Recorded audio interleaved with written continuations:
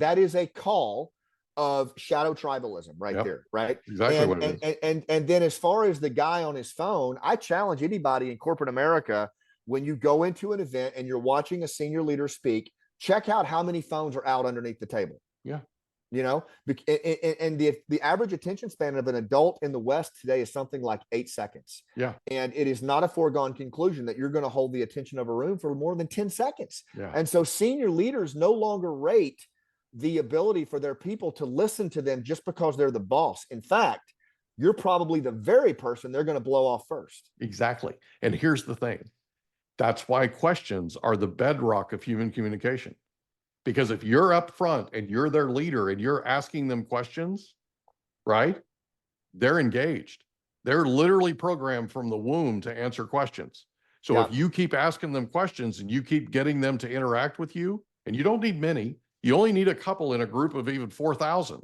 I experienced this, right? Yeah. But you get a couple of them because it's the mob mentality. You get a Yeah. couple of them to connect with you. You get a couple of them to converse with you and interact with you. You've got them. It's called mental coupling. Absolutely. And it's actually a real phenomenon because humans are social creatures.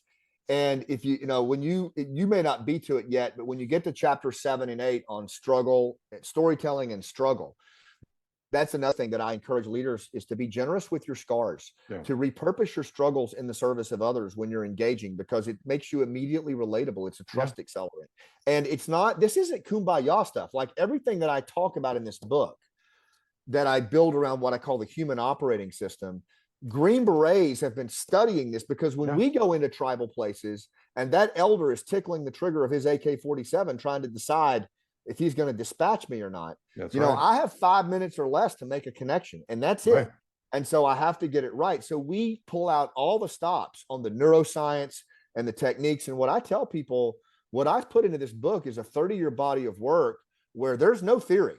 This is stuff that I've done firsthand or witnessed firsthand that I've taught people to do.